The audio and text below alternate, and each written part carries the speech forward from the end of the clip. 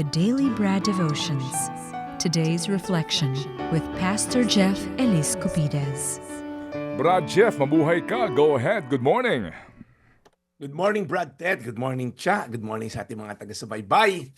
Good morning, happy viewing kay Kuya Alexander Martinez Brutas. Nagpadala sa atin ng request. At kay Rex Jaden at Jean Logan Ho.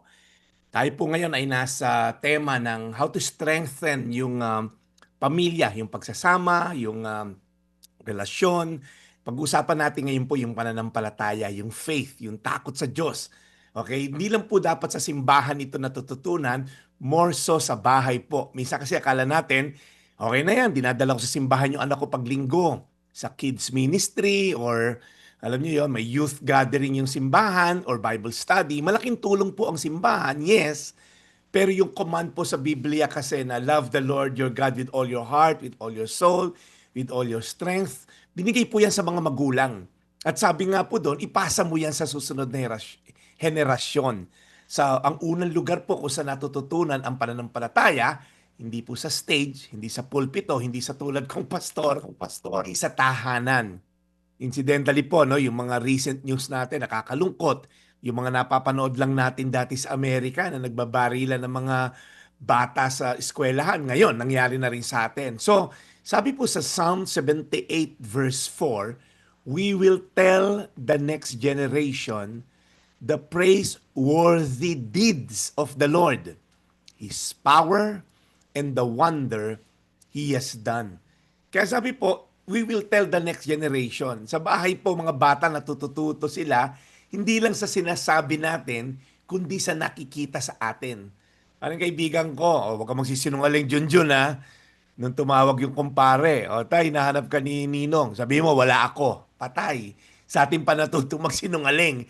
So nakikita nila kung paano natin tratuhin yung asawa natin, yung mga magulang natin, yung kasambahay natin, yung kapitbahay at ibang tao. Nakikita nila kung marunong tayong magpakumbaba pag nagkamali tayo. Nakikita nila kung marunong tayong mag-sorry pag kailangan. Nakikita nila paano tayo mag-react kapag stress, kapag pagod, pag kulang sa budget. Kaya ang tanong, anong klaseng faith ang nakikita ng mga anak natin, okay, pag tayo ay nasa bahay? Hindi kailangan perfect ang parents, mga kapatid, ano? Okay, para makapagpasa ng pananampalataya. It's learning to depend on the perfect grace ni God. So ang faith na napapasa, hindi lang faith na tinuturo, ito'y nakikita at pinapakita. Hindi mo kailangan gawing sermon ang bawat usapan sa bahay. Pwede mong gawing sacred ang ordinaryong moments. Habang kumakain, habang nasa biyahe, habang nagugas ng pinggan, habang nagkakape, doon napapasa po yung faith sa daily life. Kaya ang tanong ko sa inyo ngayon, anong isang simpleng spiritual habit na pwede nating simulan bilang pamilya this week? Isang dasal ba yan? Isang Bible verse? Isang pasasalamat? Isang honest conversation? Again, hindi mo kailangang simulan ng malaki. Simulan mo lang ng tapat. Psalm 78 verse 4, we will tell the next generation the praiseworthy deeds of the Lord, His power, and the wonders He has done. Tayo manalangin, Panginoon. Alam namin, Lord, na ang mga panahon ngayon ay medyo challenging sa parenting. Alam namin, Lord, na marami kaming kaagaw sa pagpapalaki ng mga anak. Nandiyan ang teknolohiya, na lagi iPad and iPhone, mga telepono, screen. Kaaway na kalaban namin, Lord, yung distraction na maraming boses pinapakinggan ng aming mga anak. Nawa, Lord, sa aming mga magulang makita ang takot sa iyo, pananampalataya sa iyo, at pagmamahal sa iyo. Tulungan mo, Lord, ang mga magulang nakikinig ngayon. Paano palaki ng mga anak na may pagmamahal sa iyo. Sa pangalan ni Jesus. Amen. Amen. Panginoon, muli po salamat na marami sa amin po napakinggan na aral mula kay Brad Jeff. Alagaan niyo po lagi si Brad Jeff.